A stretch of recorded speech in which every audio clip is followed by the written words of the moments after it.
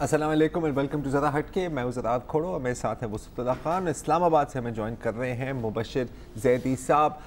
हम तीनों को तकरीबन 4 साल हो गए हैं ये शो करते करते, और इन 4 सालों में कभी एक बार कम से कम मुझे तो नहीं याद कि हमने किसी की तकरीर पूरी चलाई हो उसको काटे बगैर। लेकिन आज वज़ीर आज़म इमरान खान साहब ने हमें मजबूर कर दिया है कि उनकी पूरी स्पीच ही आपको सुनानी पड़ेगी। सुनिए। बिस्मिल्लाहिर्रहमानिर्रहीम। मेरे पाकिस्तानियों, आज मैं आपके सामने सिर्फ इसलिए आया हूँ कि एक सुप्रीम कोर्ट का फ़ैसला आया और उस फैसले का जो एक छोटे से तबके ने रद्द अमल दिया, उस फैसले के ऊपर जिस तरह की ज़ुबान इस्तेमाल की, मैं मजबूर हूँ आज आपसे बातचीत करने के लिए। देखिए, पहले एक चीज़ समझ आए कि पाकिस्तान वो मुल्क है जो दुनिया की तारीख़ का वाहिद मुल्क है जो मदीना की रियासत के बाद इस्लाम के नाम पे बना है। इस्लाम के नाम पे बनने का मतलब ये है कि पाकिस्तान का कोई कानून कुरान और सुन्ना के ख़िलाफ़ नहीं जा सकता। तो जो जजेस ने फ़ैसला दिया है वो आइन के मुताबिक दिया, और पाकिस्तान का आइन कुरान और सुन्ना के ताबे है। अब जिस तरह की ज़बान इस्तेमाल की गई है पाकिस्तान के सुप्रीम कोर्ट के जजेस के ऊपर, ये कहना कि वो फ़ैसले के बाद वाजिबुल कत्ल है, और फिर वहीं नहीं रुकना, फिर ये कहना कि पाकिस्तान के जो आर्मी चीफ़ हैं वो गैर मुस्लिम हैं, और जनरल्स को कहा जा रहा है और फ़ौज को कहा जा रहा है कि आर्मी चीफ़ के ख़िलाफ़ बगावत करो। मैं ये भी समझता हूँ कि इंसान का ईमान मुकम्मल ही नहीं जब तक नबी सल्लल्लाहु अलैहि वसल्लम से इंसान इश्क नहीं करता। हमने अमली तौर पे इस हुकूमत ने वो काम किया जो आज तक कभी किसी ने नहीं किया, किसी पाकिस्तान की हुकूमत ने नहीं किया। जब हॉलैंड के अंदर वो जो डच पार्लियामेंटेरियन था, उसने हमारे नबी सल्लल्लाहु अलैहि वसल्लम की शान में गुस्ताखी की और वो खाके निकाले, तो वाहिद मुसलमान दुनिया में हमारा मुल्क था जिसने उनसे कंप्लेन किया, फॉरेन मिनिस्टर से बात की, उनके एम्बेसडर से बात की, और ये पहली दफ़ा हुआ है कि उन्होंने उस डच पार्लियामेंटेरियन से खाके विड्रॉ करवाए, वो वापस हटे। ये कभी पहले नहीं हुआ। फिर वाहिद पाकिस्तान पहली दफ़ा हमने OIC जो मुसलमान ममालिक का जो ऑर्गेनाइजेशन है, उसमें जाके हमने इशू उठाया, और यूनाइटेड नेशंस में हमारे फॉरेन मिनिस्टर ने पहली दफ़ा यूनाइटेड नेशन में इशू उठाया।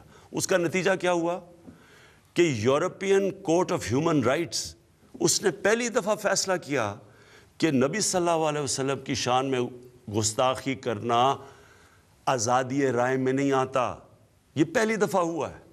मैं सिर्फ आपको ये बता रहा हूँ कि हम ये सिर्फ बातें नहीं करते, हमने अमली तौर पे करके दिखाया है कि हम वाकई अपने नबी सल्लल्लाहु अलैहि वसल्लम की शान में किसी किस्म की गुस्ताखी नहीं देख सकते।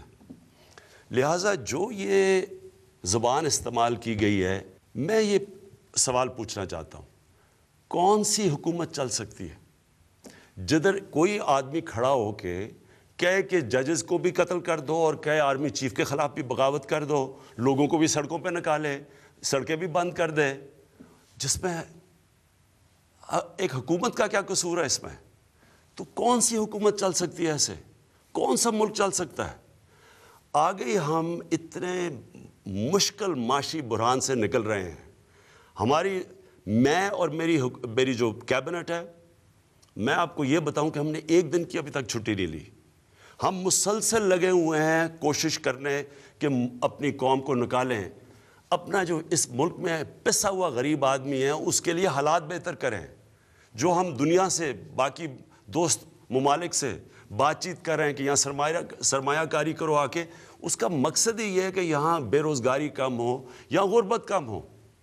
अब अगर इस तरह की हरकतें करनी है कि आप सुप्रीम कोर्ट के फ़ैसले अगर आपको पसंद नहीं आए, यानी ये कहने की ये कोशिश कर रहे हैं कि अगर सुप्रीम कोर्ट इनके कहने के मुताबिक, इनकी मनपसंदी के मुताबिक फ़ैसला नहीं करता, तो इसका मतलब ये फ़ैसला ही नहीं मानते। इसका मतलब सड़कों पे आ जाएंगे, मुल्क को रोक देंगे। यानी कोई मुल्क चल सकता है ऐसे? और इसका नुकसान किसको है? हमारे पाकिस्तानियों को, अवाम को नुकसान है, गरीब लोगों को नुकसान है। सड़कें बंद कर रहे हैं, लोगों की रोज़गार जा रहा है। जो बेचारा दिहाड़ी में जिसने आके मजदूरी करनी थी, जब मुल्क रुक जाएगा वो किधर से बच्चों का पेट पालेगा? तो मैं आज अपनी अवाम सबसे ये कहना चाहता हूँ, किसी सूरत आपने इनको आपको उकसाने नहीं देना। ये कोई इस्लाम की खिदमत नहीं हो रही, ये मुल्क से दुश्मनी हो रही है। ये मुल्क दुश्मन अनासर इस तरह की बातें करते हैं कि जजेस को कत्ल कर दो और फौज में बगावत हो जाए। ये फौज ने हमें एक बड़ी मुश्किल जो जंग थी, दहशतगर्दी की जंग से हमें निकाला है। इन्होंने कुर्बानियां दी हुई हैं। आप जब कहेंगे कि फौज आर्मी चीफ के खिलाफ और झूठ बोल के कि वो मुसलमान नहीं है आर्मी चीफ, उनके ऊपर उकसाएंगे, नुकसान किसका है? फ़ायदा किसका है? पाकिस्तान के दुश्मनों का है। तो मैं आज आप सब से, अपनी आवाम से अपील कर रहा हूँ, अपने मुल्क की खातिर जो ये अपनी सियासत चमकाने के लिए आपको उकसा रहे हैं, आपने इनकी बातों में नहीं आना। ये कोई इस्लाम की खिदमत नहीं कर रहा है, ये सिर्फ अपनी वोट बैंक बढ़ा रहे हैं। मैं इन अनासर को अपील करता हूँ कि रियासत से ना टकराना। मैं आपको ये अपील करता हूँ कि इस मुल्क की खातिर जो कि मुश्किल बुरात से निकल रहा है, और अल्लाह का शुक्र है आगे अच्छा वक्त आ रहा है, आप अपनी सियासत चमकाने के लिए, अपने वोट बैंक के लिए इस मुल्क को नुकसान ना पहुँचाएं। अगर आप ये करेंगे, मैं आपको ये वाज़ेह कर दूँ कि रियासत अपनी ज़िम्मेदारी पूरी करेगी, लोगों की प्रॉपर्टीज़, लोगों की जान और माल की हिफाजत करेगी। हम कोई तोड़ फोड़ नहीं होने देंगे, हम कोई ट्रैफिक नहीं रुकने देंगे। मैं आपको अपील करता हूँ कि रियासत को उधर तक ना लेके जाएं, वो मजबूर हो जाएं एक्शन लेने के लिए। पाकिस्तान पाइंदाबाद। जजों को वाजिबुल कत्ल कहना, फ़ौज को बगावत पर उकसाना, ये ऐसी बातें नहीं हैं जिनको हल्का लिया जा सकता है। माजी में सिर्फ 2 केस आपको बता देता हूँ। लाहौर हाई कोर्ट के जज आरिफ इकबाल भट्टी साहब को कत्ल किया गया इन्हीं इल्ज़ामात के बायस। राशिद रहमान मुल्तान के वकील थे, उनको अपने ऑफिस में कत्ल किया गया इन्हीं बातों के बायस। जहाँ तक बगावत की बात है, लोग सेडिशन का लफ्ज़ इस्तेमाल करते हैं, वैसे आपको बताना चाहता हूँ लफ्ज़ है mutiny. Pakistan army act 1952 section 31 apply होती है, जिसमें सज़ाए मौत भी लागू हो सकती है। बेशक आप सिविलियन भी हों, फिर भी आप पर लागू हो सकती है। अच्छा, इमरान खान साहब की तकरीर तो हम सब ने सुनी, एक बार दोबारा सुनाई थी। उससे पहले, और कम अज़ कम मेरे इल्म में, और अगर आपको पता है या मुबशर आपको पता है तो please correct me, top political leadership में से अब तक सिर्फ मैंने बिलावल भुट्टो ज़रदारी का ही बयान सुना है। आपने भी सुना है, आप भी सुन लीजिए। हम सब का एक सोच हो सकते हैं कि जुडिशल एक्टिविज़म पे या दूसरी चीज़ें पे, लेकिन जब वो इंसाफ दिलवाते हैं और फैसले लेते हैं, तो फिर मैं समझता हूँ कि नेशनल असम्बली समेत पाकिस्तान के सब इदारे सुप्रीम कोर्ट के साथ खड़े होने चाहिए, और हम स्ट्रीट से इस मुल्क को नहीं चला सकते हैं। हम आइन और रूल ऑफ लॉ के तहत इस मुल्क को चला सकते हैं, और मैं इंशाअल्लाह ताला उस दिन का इंतज़ार में हूँ जब इस पूरा मुल्क रूल ऑफ लॉ के तहत चलते हैं और धमकी से नहीं चलते। जी, किस फैसले की बात हो रही है? ज़ाहिर है एक ही फैसला है जिसकी बात हो रही है, और वो है आसिया बीबी की अपील का वर्डिक्ट, जो फैसला महफूज हुआ था। आज तफसीली फैसला आ गया। हम इसी मौजू पर बात करेंगे। सिर्फ जो पॉइंट्स हैं इस जजमेंट में, बहुत बड़ी जजमेंट है जी, शायद सारे नुकात हम कवर ना कर सकें, अगर ऐसा है तो माज़रत, लेकिन मैं आप सबसे अपील करूँगा कि अगर आप इसको पढ़ना चाहें, और आपको पढ़ना चाहिए, आप जाएं supremcourt.gov.pk पे, वहाँ जजमेंट्स के टैब को क्लिक करें। अंग्रेज़ी और उर्दू दोनों में ये तफसीली फ़ैसला मौजूद है, आपके लिए ही मौजूद है।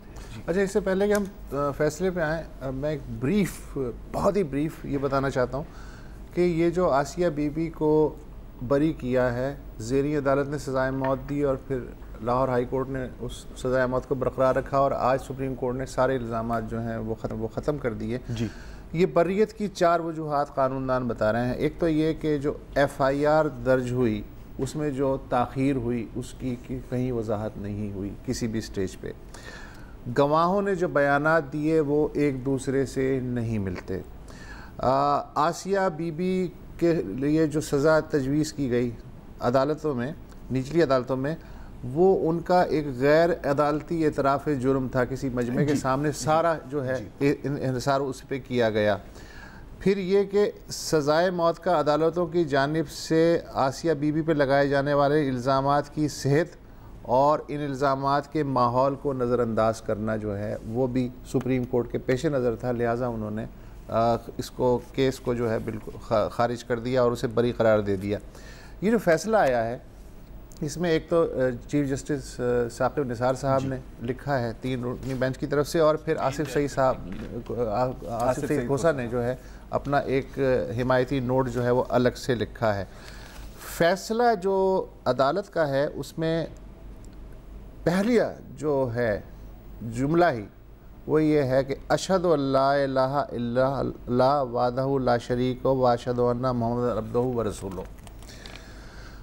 अब मैं उसके बाद जो है कुरान और हदीस से जो है हुर्मत रसूल का एक तफसीली ज़िक्र है कि उसकी क्या अहमियत है, तारीख क्या है, तो हम उसको स्किप करते हुए मैं पॉइंट नंबर 12 पे आना चाहूँगा कि उसके मुताबिक किसी को भी हज़रत मोहम्मद सल्लल्लाहु अलैहि वसल्लम की तौहीन की इजाज़त नहीं दी जा सकती और ना ही इस जुर्म को सज़ा के बगैर छोड़ा जा सकता है। लेकिन इसका एक पहलू ये भी है कि बाज़ औक़ात कुछ मज़मूम मक़ासिद के हुसूल के लिए क़ानून को इनफरादी तौर पर गलत तरीके से इस्तेमाल करते हुए तौहीन रिसालत का झूठा इल्ज़ाम आयद किया जाता है। हक़ाइक़ के मुताबिक 1990 से अब तक तकरीबन 62 अफराद तौहीन रिसालत के इल्ज़ाम की बुनियाद पे अपने मुक़दमे की समाअत से क़ब्ल ही मौत के घाट उतारे गए।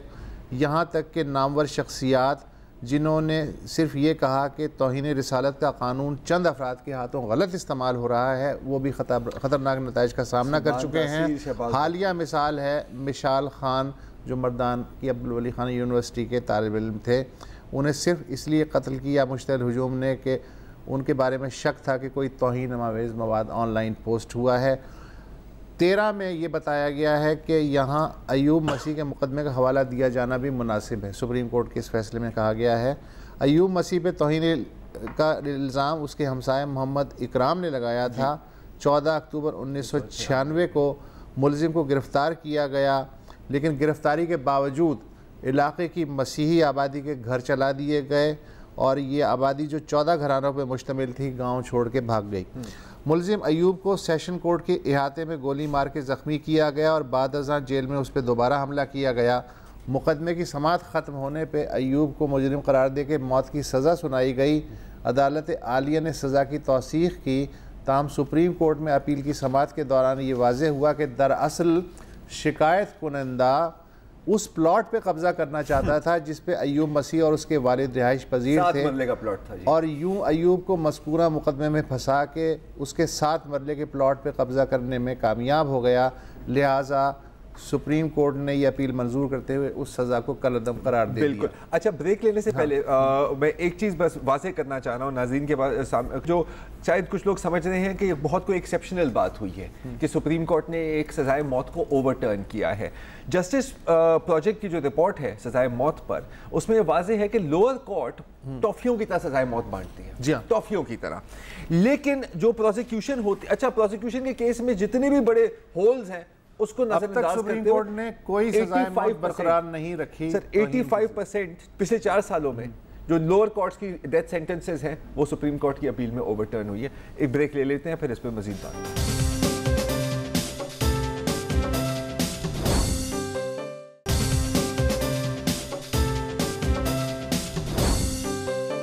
Welcome back.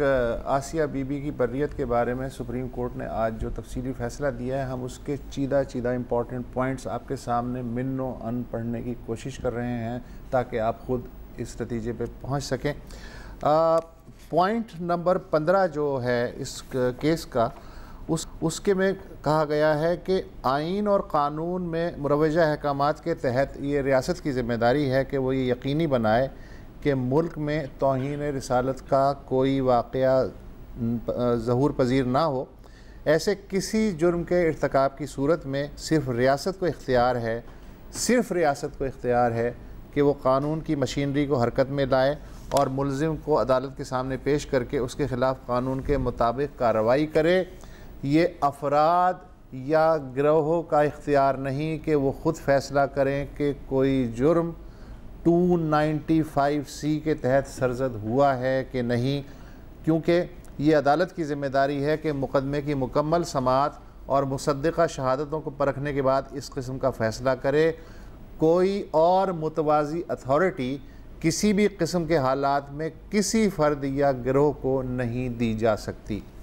उसके बाद अदालत ने मुमताज़ कादरी बनाम रियासत जो फ़ैसला हुआ है उसका एक पैरा कोट करते हुए कहा है कि तौहीन का इर्तकाब इंतहाई नाजेबा और गैर अखलाक़ी अमल है और अदम बर्दाश्त को जन्म देता है, लेकिन दूसरी तरफ काबिल सज़ा करार देने से पहले तौहीन के इर्तकाब के मुतालिक एक झूठे इल्ज़ाम को भी पूरी तरह से परखा जाना चाहिए। अगर हमारा मज़हब इस्लाम तौहीन के मुर्तकिब शख्स के लिए सख्त सज़ा तजवीज़ करता है तो इस्लाम उस शख्स के ख़िलाफ़ भी उतना ही सख्त है जो जुर्म के इर्तकाब से मुताल्लिक़ झूठा इल्ज़ाम लगाए। लिहाजा ये इस्लामी जमहूरिया पाकिस्तान की रियासत की ज़िम्मेदारी है कि वो इस बात को यकीनी बनाए कि किसी मासूम शख्स को झूठे इल्ज़ाम की बुनियाद पे तफ्तीश और समाअत का सामना ना करना पड़े। उसके बाद अदालत आती है पॉइंट नंबर 19 में गवाहों की सेहत के बारे में।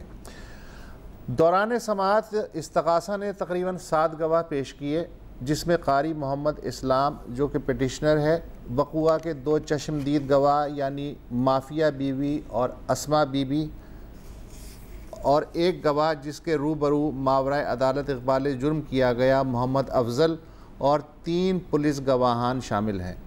जबकि इस्तग़ासे के गवाहान यास्मीन बीबी और मुख्तार अहमद मुनहरिफ हो गए। उसके बाद इस्तग़ासे की गवाही बंद कर दी गई। ताहम मोहम्मद इदरीस को जो खेतों का मालिक था बतौर अदालती गवाह रखा गया। अपील गुजार ने अपना बयान दफ़ा 342 ज़ाब्ता फ़ौजदारी के तहत रिकॉर्ड करवाया, यानी कारी इस्लाम ने, जिसमें उसने बिलतरतीब अपने ख़िलाफ़ लगाए गए इल्ज़ाम को रद्द किया। आसिया बीबी ने जो बयान रिकॉर्ड कराया उसमें उन्होंने अपने ख़िलाफ़ लगाए गए इल्ज़ामात को रद्द किया। मज़ीद बरा उसने ये बयान भी दिया कि उसे इस मुकदमे में चश्मदीद गवाहान ने बदनीयती से फंसाया है, क्योंकि उनके माबैन पानी के पिलाने पे झगड़ा था, जिसकी बुनियाद पे फ़रीक़ैन के दरमियान सख्त अल्फाज का तबादला हुआ और मामला यहाँ तक पहुँचा। लेकिन ना तो अपील गुजार दफ़ा 340 ज़ाब्ता फ़ौजदारी के तहत हल्फिया अपना बयान रिकॉर्ड कराने के लिए पेश हुई, और ना ही उसने अपने दिफा में कोई शहादत पेश की, यानी जिसने इल्ज़ाम लगाया था। अच्छा, इसी बारे में जो आसिया के वकील हैं उन्होंने आज BBC को इंटरव्यू देते हुए कहा कि जो FIR है उसमें है जी कि एक्सचेंज ऑफ हॉट वर्ड्स, उसको अदालत ने ये फ़र्ज़ किया, ज़ेरी अदालत ने, कि एक्सचेंज ऑफ हॉट वर्ड्स का मतलब है हो ना हो कि इसने तौहीन की है, और सारे मुकदमे की जो सज़ाए मौत है उस बुनियाद से सज़ाए मौत की बुनियाद वो रखी गई। उसके बाद मुबशिर आपके पास कोई पॉइंट है? जी वसत, एक तो जो कानूनी जब अदालत ने परखा, सुप्रीम कोर्ट ने इस सारी सूरत हाल को, तो उन्होंने कमोबेश वही बात जिसके बारे में आपने 15 नंबर पॉइंट में कहा कि आर्टिकल 295 के तहत जो है, वैसे तो वफाकी या सूबाई हुकूमत की इजाज़त के बगैर कोई मुकदमा शुरू नहीं हो सकता, लेकिन ये चीज़ एप्लीकेबल नहीं है 295C पे। तो 295C में ये चीज़ हो सकती है, मगर उसकी तफ्तीश जो है वो कम अज़ कम सुपरिटेंडेंट ऑफ पुलिस लेवल का कोई ना कोई अफसर करे। शुरू में ये हुआ कि इसकी तहकीक जो है एक सब इंस्पेक्टर ने की, जिसकी वजह से उन्होंने गवाहन के बयानात भी रिकॉर्ड किए और उनको गिरफ़्तार भी किया, लेकिन बाद में ये तफ्तीश जो है SP इन्वेस्टिगेशन के सुपुर्द की गई। तो अदालत का कहना है कि ये सुकुम बहरहाल वहाँ कवर हो गया। जो मेन पॉइंट है जिसकी तरफ आपने भी इशारा किया वो है नंबर 28 जो है इसका जजमेंट का, वो ये कहता है कि इस्तग़ासा का मुकम्मल मुकदमा जो है वो ये है कि माफिया बीबी और अस्मा बीबी और अपील गुजार के मावराए अदालत इक़बाल जुर्म के गिर्द जो उन्होंने बयान दिया ये उसके गिर्द घूमता है। उन्होंने बयान दिया कि अपील गुजार ने दीगर मुस्लिम ख़वातीन की मौजूदगी में नबी करीम सल्लल्लाहु अलैहि वसल्लम की ज़ात अक़दस के मुतालिक तौहीन अल्फाज बोले। यहाँ ये बयान करना ज़रूरी है कि बिलाशुबा FIR के मंदरजात और गवाहान के बयानात से ज़ाहिर है कि जब तौहीन आमेज़ अल्फाज अदा किए गए वहाँ 25 से 28 ख़वातीन मौजूद थीं, मगर सिर्फ माफिया बीबी और आसमा बीबी ने उस वक्त तो किसी को मामले की इत्तला ना दी और उसके बाद उसकी तायीद के लिए वो अदालत में भी पेश नहीं हुई। इसमें वेरी सॉरी, मैं आपकी बात काट रहा हूँ, हमें ब्रेक लेनी है हेडलाइंस के। Just hold that thought, will return to it after the break.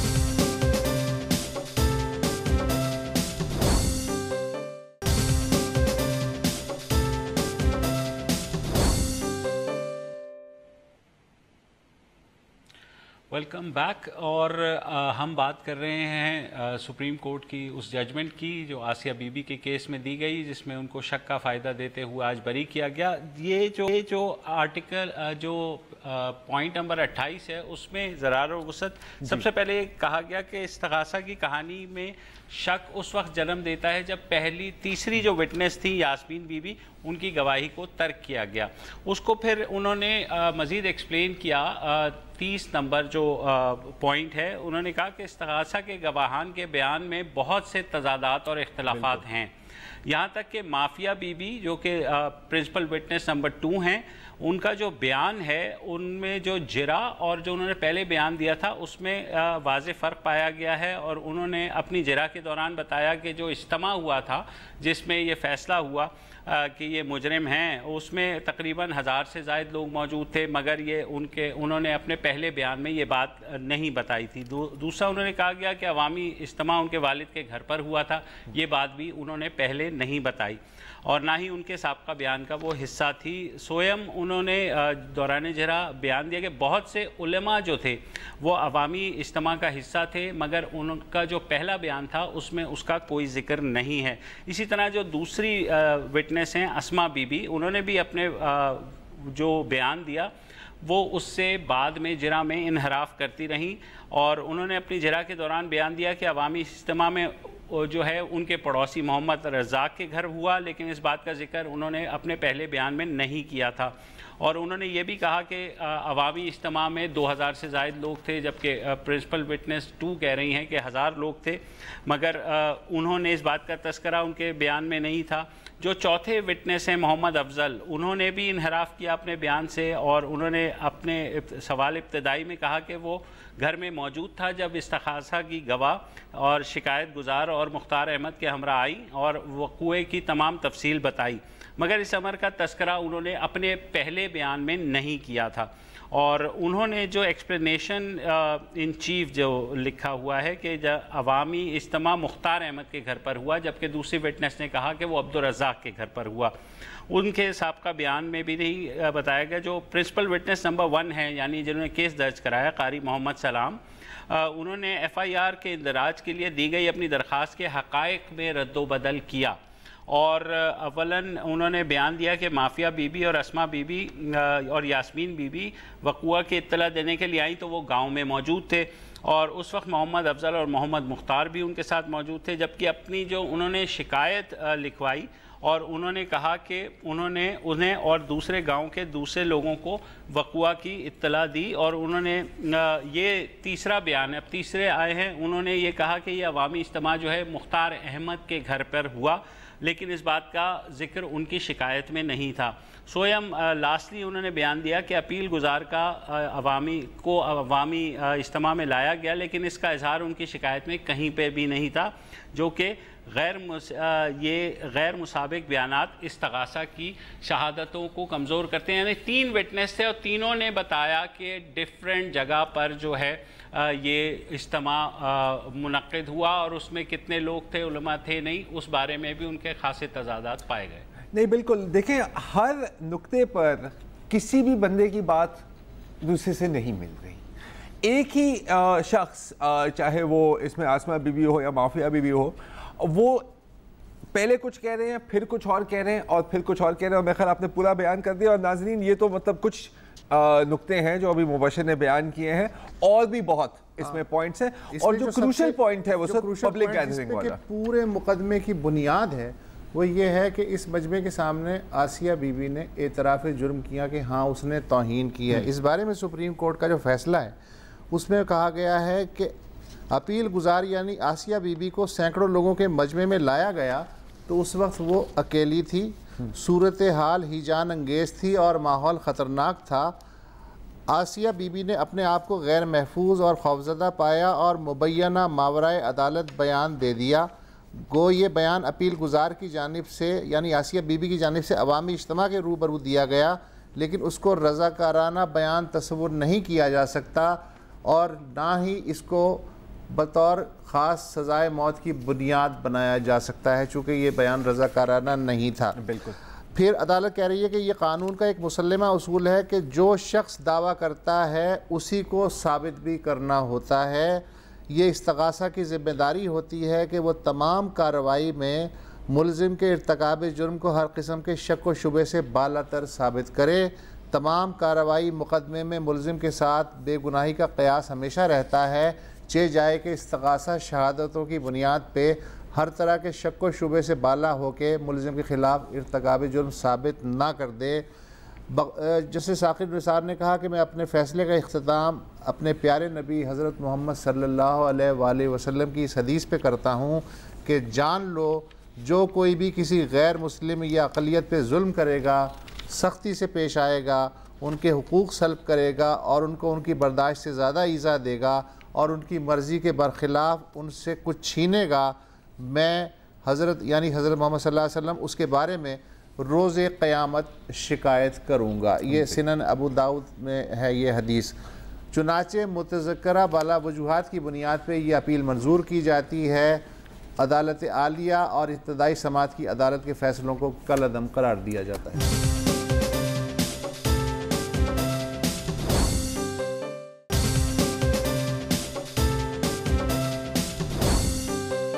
अच्छा, एक और पॉइंट मैं से बताना चाह रहा हूँ, ये पब्लिक गैदरिंग वाला, ठीक है, कि ये क्योंकि जैसे आप कह रहे हैं ना, सारा दारोमदार यही है कि जी आखिरकार एतराफ़ किया है, एतराफ़ जुर्म किया है। अच्छा, उसके भी कुछ कंडीशंस हैं, ठीक है, कुछ तो आपने बयान किया, मैं एक और बता देता हूँ कि अकॉर्डिंग टू द कोर्ट ये एक वॉलंटरी एंड विदाउट इंटिमिडेशन के साथ होना है।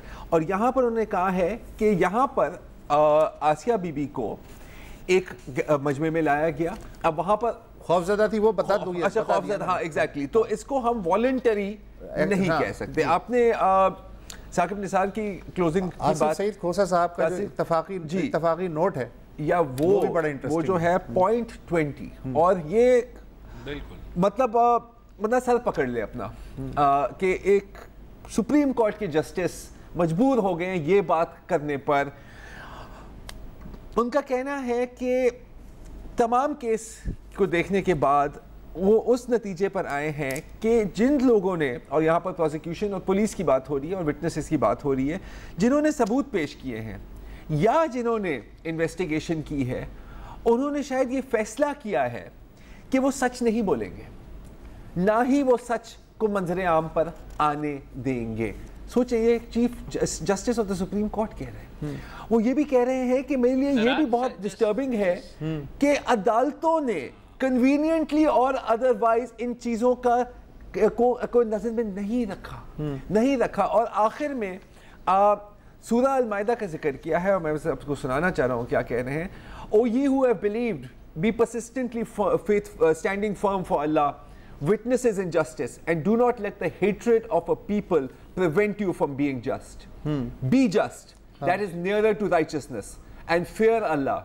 Indeed, Allah is acquainted with what you do. अच्छा, और फिर आगे वो लिखते हैं, तौहीन रिसालत एक संगीन जुर्म है, लेकिन शिकायत कुनिंदा फरीक की जानिब से अपील गुजार के मज़हब और मजहबी एहसासात की तौहीन और फिर अल्लाह के नबी के नाम पे सच में झूठ मिलाना भी तौहीन रिसालत से कम नहीं है।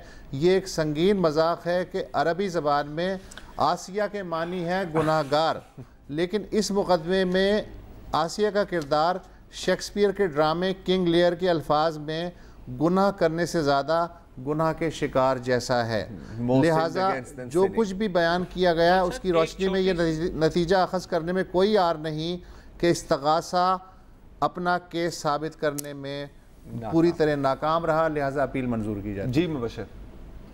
अच्छा, एक ऐसे पॉइंट 9 है, बड़ा इम्पोर्टेंट इसलिए है कि खोसा साहब ने जो नोट लिखा है, उन्होंने ये कहा कि जो पहला बयान दिया इसमें दोनों जो गवाहान हैं, माफिया बीबी और जो दूसरी गवाह हैं अस्मा बीबी, उन्होंने सिरे से लड़ाई का तस्करा ही नहीं किया और उन्होंने उसको छुपाया, दौरान जिरा तक छुपाया। जब वकील सफाई ने दौरान जिरा इनसे ज़िम्न में सवाल किया तो उन्होंने किसी किस्म के सख्त अल्फाज के तबादले और इसके बाद होने वाले झगड़े से इनकार किया। अब जस्टिस कोसा लिख रहे हैं, बस इससे साफ जाहिर है कि दोनों खवातीन माफिया बीबी और अस्मा बीबी को सच्चाई का कोई पास नहीं है और वो झूठा बयान दे सकती हैं और इन दोनों नौजवान नीम खानदा खवातीन के पास अपील गुजार के ख़िलाफ़ झूठा इल्ज़ाम करने की क्या वजह थी। मैं मुकदमे के इस पहलू पर दूसरे रुख पर आखिर में रोशनी डालूंगा। जो इसके बाद आपने बात की तो उन्होंने जो उनके बयानात हैं उनको सिरे से ही कहा कि खासे क्वेश्चनेबल और वेरी क्लोज टू अ लाई। बिल्कुल। अच्छा देखिए, अब शो का वक्त ख़त्म हुआ चलता है। मैं बस एक बात कहना चाहूँगा। आज साबिक सदर आसिफ अली जरदारी साहब ने एक तकरीर की और बड़ी मफामती किस्म की नेशनल असेंबली में, और उन्होंने ये कहा कि जी देखें, हमें सब मिलकर ही चलना है, हम इसी मुल्क में रहेंगे सब मिलकर। और उन्होंने कहा कि कम से कम ये मईशत और इन तरह की चीज़ों पर हमें बैठकर एक कॉमन एजेंडा बनाना चाहिए। अच्छा, शफकत महमूद साहब ने खैर मकदम किया, उसने कहा कि बिल्कुल हमारे साथ बैठ के करें। मेरी बस एक छोटी सी गुजारिश है कि उसके साथ साथ हम एक ये भी अहद करें कि कोई भी मज़हब या दीन को, जैसे अभी इमरान खान साहब ने कहा है, अपने वोट बैंक या अपनी सियासत को चमकाने के लिए ना इस्तेमाल करें। ये कोई मजाक नहीं है जी। ये भी मेरी नज़र में एक बहुत बड़ी, इस पर भी इत्तफाक़ राय होना चाहिए, इस पर होना चाहिए तमाम सियासी जमातों और स्टेक होल्डर्स के दरमियान। आप ये कह रहे हैं? बिल्कुल, मैं यही कह रहा हूँ। माकूल तजवीज़ है। बहरहाल तजावीज़ तो बहुत सारी माकूल रखी जाती हैं, लेकिन बहुत कम पे अमल दरामद होता है। इजाज़त दीजिए। दुआ है कि आज का दिन, कल का दिन, परसों का दिन और आने वाले दिन खैरियत से गुजरें। आमीन। कल फिर मुलाकात होगी इंशाअल्लाह। खुदा हाफ़िज़।